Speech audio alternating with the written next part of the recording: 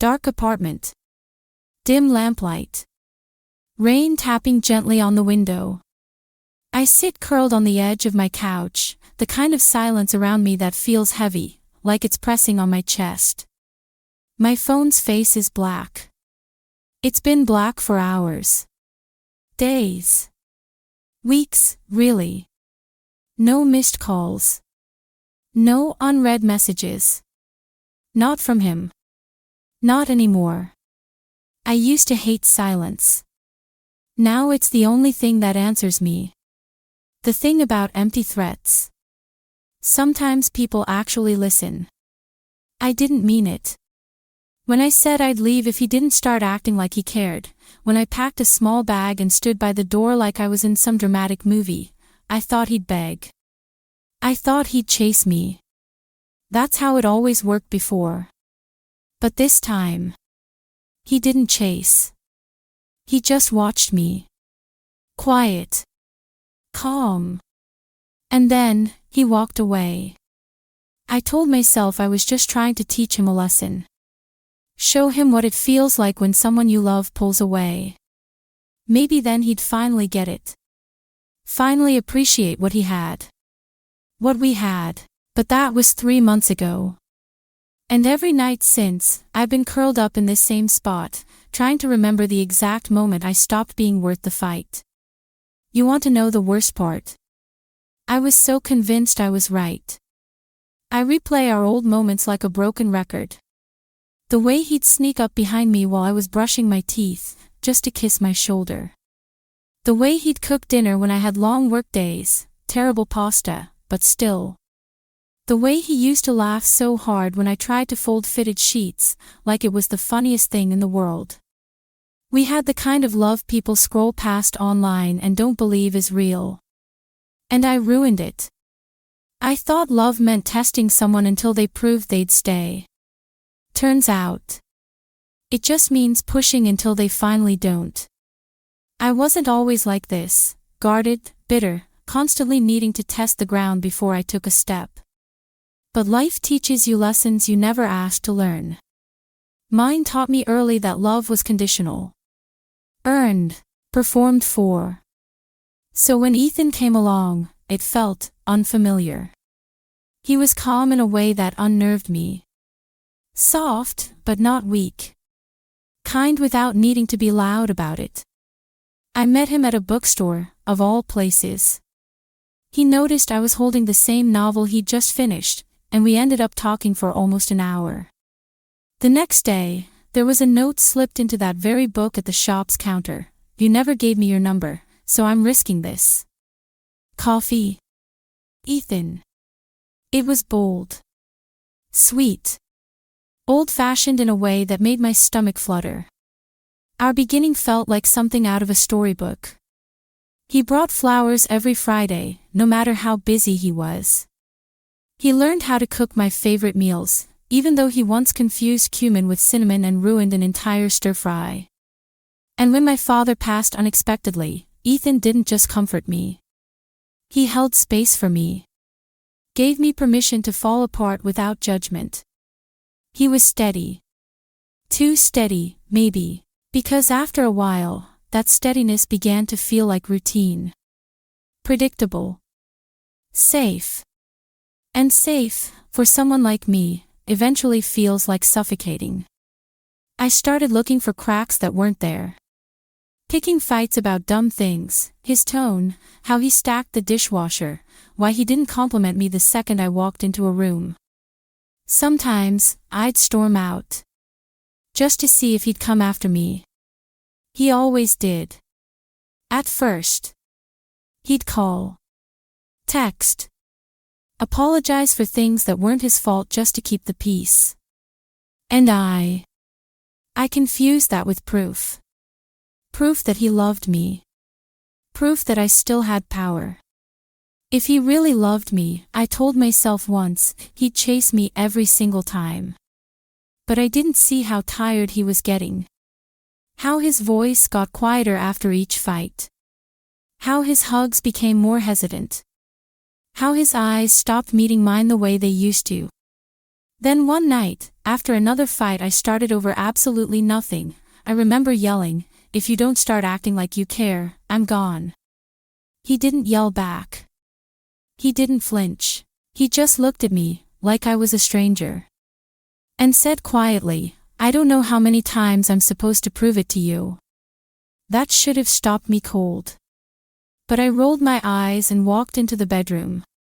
If I had known that was the beginning of the end, maybe I would have stayed and listened. It started over something stupid. I think I accused him of not listening when I talked about work. He said I was twisting things again, making everything a battle. I rolled my eyes. He sighed. "That's how it always began." "I just feel like you're not even present anymore," I snapped, crossing my arms. "You feel that way every time I don't read your mind," he replied, calm as ever. "That's not fair. Neither is constantly getting attacked when I walk through the door." I hated how steady he could be in an argument. Like my chaos couldn't shake him. It made me push harder, because maybe if I pushed hard enough, he'd finally react. Show me he still cared. "You're always so cold now," I muttered. "And you're always ready to go to war over nothing," he said, barely above a whisper. "So what? This is my fault now." He looked at me. Not angry. Not sad. Just tired. And then I said it. The sentence I'd said a dozen times before, only this time, I meant it to hurt. "Maybe I should just leave. Maybe that's what it'll take for you to actually see me." Silence. A long, brutal, awful silence. And then Ethan nodded. Slowly. Like something inside him had just clicked. He walked past me without another word. Into the bedroom.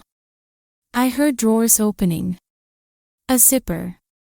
Footsteps returning. He came back holding a small duffel bag. His old gym one.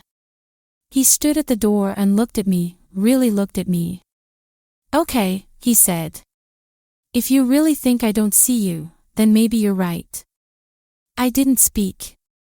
I couldn't. I didn't believe he was serious. But then he opened the door. And walked out. No slamming. No drama. Just gone. I stood there, frozen, waiting to hear the key turn back in the lock. Waiting for the angry text. The knock.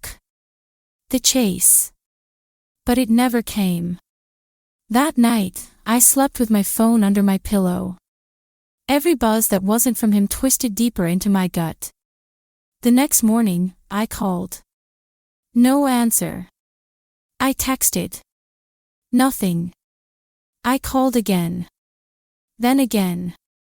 Then, voicemail. By the second day, I went by his apartment. It was empty. Not, he left for the weekend, empty, vacant. Like he'd planned this. Social media. Deleted. Friends. Said he'd moved out of town, didn't say where. And that's when it hit me. He didn't storm off in a rage. He didn't slam doors or make threats. He walked away, with intention. And he didn't look back. At first, I told myself I'd be fine. I woke up the next morning and did all the things you're supposed to do. Washed my face. Made coffee. Sat on the edge of the bed scrolling through my phone like nothing had happened. But everything felt wrong. The mug felt too heavy in my hand. The silence in the apartment had weight to it. His toothbrush was gone. His hoodie wasn't draped over the chair. Even the bathroom smelled like just me now, and I hated it. My friends didn't get it. "You said you were done with him," one of them shrugged over brunch. "Didn't you say you wanted to leave anyway?" another added, sipping her mimosa. They didn't understand that I never meant it. That it was never supposed to be real. I was bluffing. Just bluffing. But now the cards were all on the table, and I had nothing left in my hand. The days passed like static. I stopped opening the curtains. Started sleeping with the TV on, because the silence at night became unbearable. I found myself replaying everything. Every little detail. The way he used to look at me when I wasn't paying attention. How he'd pull me into his chest when I was sad and say nothing, just hold me. The time I collapsed in his arms after my dad's funeral, shaking and sobbing, and he didn't try to fix it, he just stayed. He saw me, and I didn't even know how rare that was. One afternoon, I drove to his favorite coffee shop and sat by the window, hoping maybe he'd walk in like old times. He didn't. The next day, I left a note on the door of his old apartment. I'm sorry. I miss you. It was gone by the next morning. So I left another. And another. Eventually, someone taped a piece of paper over the slot that said, "Stop." I cried that night. Hard. Not a cute, mascara-running movie cry. But a gut-deep, shaking sob. The kind where your chest hurts and your throat burns and you realize no one's coming to stop it. No one's coming to hold you through it anymore. I used to think silence was peaceful. Now I know the truth. Silence can scream louder than any fight ever could. And mine won't shut up. It had been almost 4 months. Long enough for people to stop asking how I was holding up. Long enough for the apartment to start smelling like me again. Long enough for me to almost convince myself I was okay. Until Jenna, an old friend we both knew, called out of the blue. We hadn't talked in ages, but her voice was warm, like she didn't know whether to gossip or comfort me. "I saw Ethan the other day," she said casually. I froze. My breath caught in my throat like I'd swallowed glass. She kept talking, something about bumping into him at a farmer's market in a different town. "He looked good," she said. "Really good. And he's with someone new. They seemed happy." Happy. That word landed like a knife. I tried to laugh. Pretend I didn't care.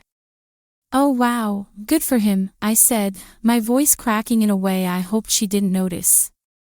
But then she offered to send me a photo. "I took one by accident," she said. "You wanna see?"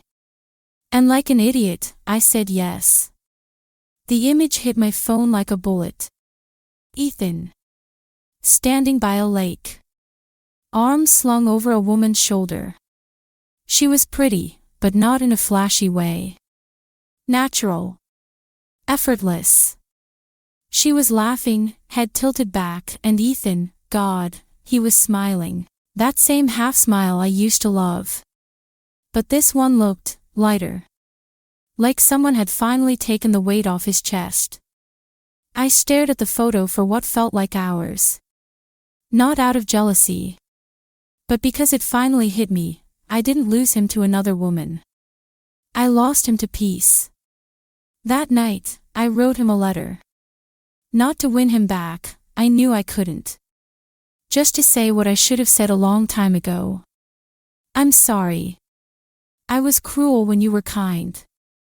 I punished you for trying. You didn't leave because you stopped loving me. You left because I made it impossible to stay. I didn't send it right away. But a week later, I found out where he lived. Quiet town, 2 hours away. I drove there at dusk, letter in hand. His house was small. Cozy. Lights warm in the windows. I walked up the driveway, then stopped. Through the window, I saw them. He was cooking. She was sitting at the counter, grinning, watching him. She got up and kissed his cheek. He smiled. That same smile, but it didn't belong to me anymore. I didn't knock. I turned around. Got in the car. Drove home in silence. And for the first time, I truly accepted it, he loved me. I just made it too hard to love me back. These days, I don't sleep much. Not because I'm haunted by him, at least not in the way I used to be. It's not the memories that keep me up anymore, it's the stillness. The echo of who I was. The shame of who I couldn't be, for someone who tried so hard to love me. I'm in therapy now. Once a week. It's awkward, uncomfortable, humbling. I'm learning how to sit with my own pain instead of handing it off to someone else and calling that connection. I used to think threatening to leave gave me power. But all it really did was reveal something I couldn't admit to myself. I was scared. Scared of being left first. Scared of being vulnerable. Scared of being truly seen, and then, rejected. So I pushed him before he could pull away. I punished his kindness. And I called it boundaries, but it wasn't that.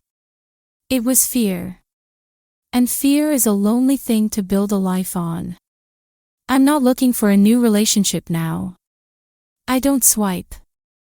I don't flirt. I barely look up when someone smiles at me in a cafe. I'm just trying. Trying to be the kind of woman who wouldn't make love feel like a test. Trying to be someone who doesn't need to be chased just to feel seen. Trying to become the version of myself that deserved the love I once had. Sometimes, late at night, I still scroll through my old photos. There's one of us, Ethan and me, sitting on the floor of our first apartment, eating Chinese takeout from the box, laughing at something ridiculous on TV. He's smiling in that picture.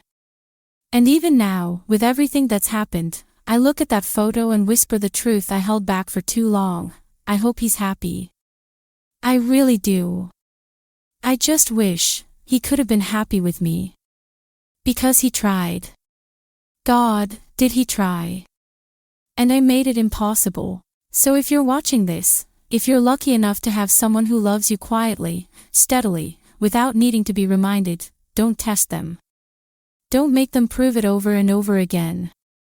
Because one day, they might walk away. And if they do, you'll be the one crying into the silence, wondering how love turned into an echo you'll never get back.